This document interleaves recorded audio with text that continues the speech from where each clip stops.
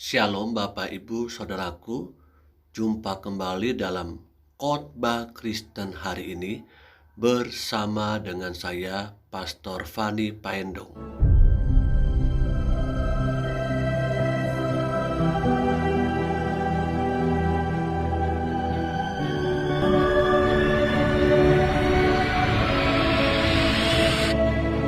Judul hari ini adalah karakter yang dikuasai Roh Kudus. Tema khotbah GBI tanggal 22 Mei 2022. Mari kita berdoa. Tuhan Yesus yang baik, kami mengucap syukur karena Engkau yang menuntun menyertai hidup kami. Kami mau mendengar firman Tuhan, dan kiranya firman ini boleh menjawab kebutuhan kami dan menguatkan kami. Haleluya. Amin. Galatia 5 ayat 22 sampai 23. Tetapi buah roh ialah kasih, sukacita, damai sejahtera, kesabaran, kemurahan, kebaikan, kesetiaan, kelemah lembutan, penguasaan diri. Tidak ada hukum yang menentang hal-hal itu. Kekasih-kekasih yang Tuhan Yesus rindukan, Rasul Paulus memberitahukan kepada kita sebagai orang yang percaya kepada Kristus harus dapat menghasilkan buah roh dalam kehidupannya. Orang-orang percaya yang dikuasai Roh Kudus, hidupnya pasti akan berbuah. Yang dimaksud buah di sini tentu adalah sesuatu yang nampak keluar dan dapat dinikmati oleh orang-orang lain. Orang-orang yang dekat dengan orang tersebut pasti akan melihat sebuah perbedaan yang signifikan, sangat jelas, dan membawa perubahan ke arah yang positif. Bagaimana dengan kehidupan kita? Adakah orang-orang sekitar kita menemukan buah roh? Ada perubahan yang ke arah positif sehingga mereka pun boleh percaya kepada Kristus. Ada pun ciri-ciri orang yang dikuasai Roh Kudus, kita akan melihat hari ini bersama-sama dan mempelajarinya. Apakah kita pun termasuk orang-orang yang sudah dipenuhi oleh Roh Kudus? Yang pertama, memiliki perasaan dan pikiran seperti Kristus. Filipi pasal 2 ayat 5 katakan, hendaklah kamu dalam hidupmu bersama menaruh pikiran dan perasaan yang terdapat juga dalam Kristus Yesus. Sebagai orang percaya yang dipenuhi Roh Kudus, maka pikiran dan perasaan kita pun seperti Kristus. Kita tidak lagi memfokuskan diri untuk mencari kesenangan pribadi, menjadikan hidup kita itu segala sesuatu harus sesuai terjadi seperti apa yang kita inginkan. Orang yang dipenuhi Roh Kudus akan memiliki perasaan dan pikiran Kristus. Salah satu contohnya, dia rela berkorban bagi kepentingan kerajaan Allah. Dampak yang dihasilkan tentunya hidup mereka akan penuh dengan belas kasihan. Hidup mereka memiliki kerendahan hati dan peduli terhadap kepentingan orang lain.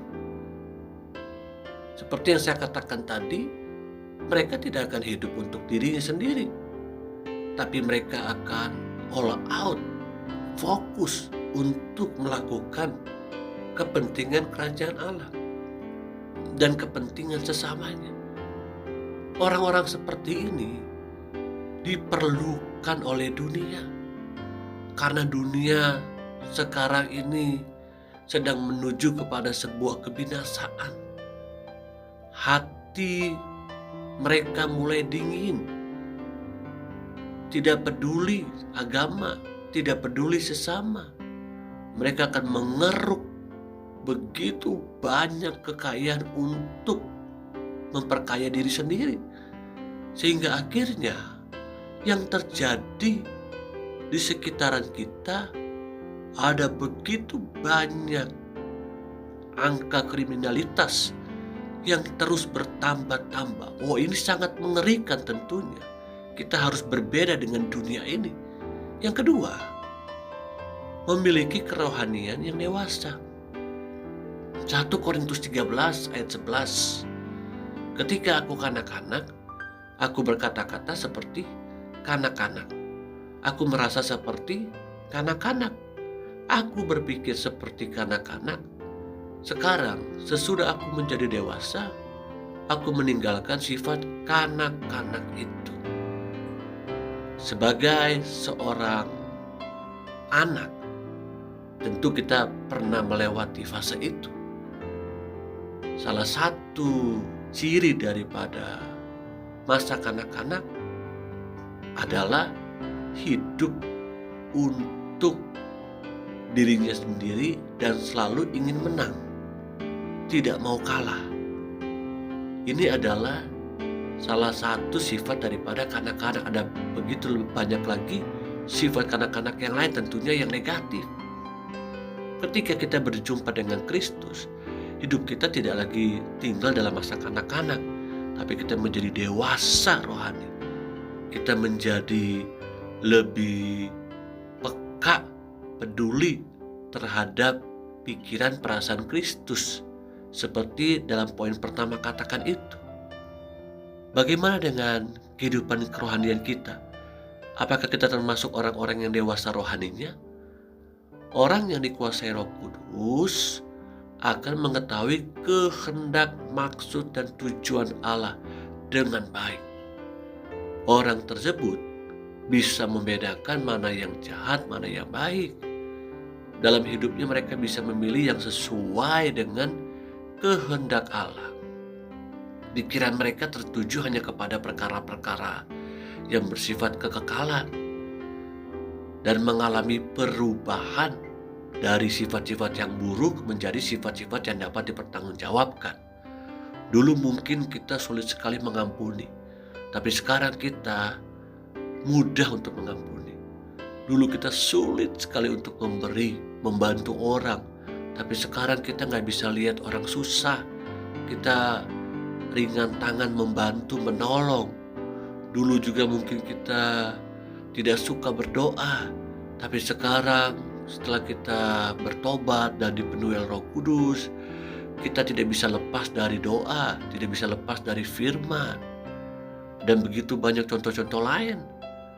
Seperti apa hidup kita yang dulu, namun setelah kita bertobat, dipenuhi oleh Roh Kudus, buah roh dihasilkan, hidup kita menjadi lebih baik, hidup kita menjadi lebih disukai oleh sesama kita, bahkan juga disukai oleh hati Tuhan. Doa saya tentunya buat kita semua sebagai orang-orang percaya yang hidup pada masa pandemi COVID-19, yang hidup di dalam akhir daripada akhir zaman ini, kita harus signifikan menghasilkan perubahan ke arah positif. Tujuannya apa? Dengan begitu kita memuliakan nama Tuhan. Dikatakan dalam firman Tuhan dalam bagian lain, kita dapat memuliakan Allah dengan mengampuni. Buah roh salah satunya adalah yang bisa dilihat oleh orang-orang sekitar kita. Kita dapat mengampuni. Mari bersama-sama, biarlah buah roh itu dapat dinikmati oleh orang-orang sekitar kita, saudara. Amin. Yang ketiga, memiliki karakter unggul. Galatia pasal 5 ayat 22 sampai dengan 23 dijelaskan secara detil karakter unggul, yaitu menghasilkan buah roh. Tidak ada hukum yang menentang hal-hal itu. Kasih, sukacita, damai sejahtera, kesabaran, kemurahan, kebaikan, kesetiaan, kelemah lembutan, dan penguasaan diri. Tentu kita masih terus berjuang sampai Kristus datang kali yang kedua. Tidaklah mudah untuk kita bisa menghasilkan buah roh itu. Dan buah roh itu tidak bisa kita hasilkan dengan kekuatan manusiawi kita, dengan kedagingan kita. Kita harus semakin melekat, semakin intim dengan Tuhan. Dan Roh Kuduslah yang akan membantu kita mengerjakan itu semuanya. Haleluya, haleluya.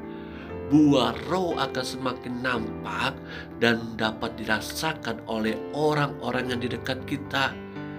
Kasih kita akan semakin bertambah-tambah kepada Allah, semakin besar dan semakin berdampak bagi semua orang. Makin sabar kita, makin tenang, makin murah hati, penuh dengan segala kebaikan, semakin lemah lembut, semakin setia, semakin dapat menguasai diri. Ini adalah contoh-contoh karakter unggul, saudaraku. Karakter unggul ini menjadi bagian yang tidak terpisahkan dari kehidupan orang-orang percaya yang sudah dipenuhi oleh Roh Kudus. Mari bersama-sama, selama kita masih hidup di dalam dunia ini, di tengah-tengah orang-orang yang kita cintai, orang-orang yang kita kasihi, biarlah kita semakin hari semakin intim, semakin segambar serupa dengan pikiran dan perasaan Kristus. Jangan pernah menyerah untuk terus diproses oleh Tuhan. Karena Tuhan memproses kita itu biasanya dari orang-orang yang terdekat dengan kita, bukan orang-orang yang tidak kenal dengan kita. Kalau kita kurang sabar, kita akan dipertemukan dengan orang-orang yang akan mencoba kita untuk gampang marah. Kalau kita masih sulit untuk memberi, kita akan dipertemukan dengan orang-orang yang menuntut kita untuk dapat memberi dengan kerelaan hati. Manusia menajamkan sesamanya. Kita ini terus dan terus diproses selama hidup ini. Memang proses itu tidak mengenakan bagi daging kita. Tapi ketika kita melewati fase itu, saudaraku, kita akan bisa melihat ke belakang. Wah, dulu saya seperti ini, tapi sekarang saya sudah berubah karena Kristus yang sudah mengubah hidupku. Seperti Rasul Paulus sebelum berganti nama dari seorang yang bernama Saulus. Siapa Saulus? Wah, orang pintar, betul. Orang terkenal, betul. Tapi tabiatnya, karakternya, kehidupan lamanya sungguh sangat mengerikan. Mungkin ada di antara kita yang memiliki masa lalu kehidupan yang dulu yang kelam, yang pahit seperti Saulus. Tapi kita sudah diubahkan karena Roh Kudus yang mengubahkannya. Amin. Haleluya. Kiranya firman Tuhan ini dapat menjadi berkat buat kita sepanjang hari ini. Mari kita berdoa. Bapa kami yang baik, dalam nama Tuhan Yesus Kristus, terima kasih buat firman-Mu. Kami belajar dari seorang yang bernama Rasul Paulus. Dulu hidupnya begitu hancur, kelam, pahit. Tapi ketika berjumpa dengan Engkau dan dipenuhi oleh Roh Kudus, hidupnya berubah. Doa kami kiranya setiap kami pun dari hari ke hari hidup kami diubahkan, diproses dan menjadi lebih daripada seorang pemenang. Mari Bapak Ibu Saudaraku, angkatlah tangan kita, terimalah berkat Tuhan. Turunlah kasih karunia Allah Bapa, cintanya lewat putranya Yesus Kristus, pertolongan penghibur Roh Kudus menyertai hidup kita bersama-sama hari ini sampai selama-lamanya. Tuhan Yesus datang kali yang kedua. Haleluya, haleluya, amin. Tuhan Yesus memberkati.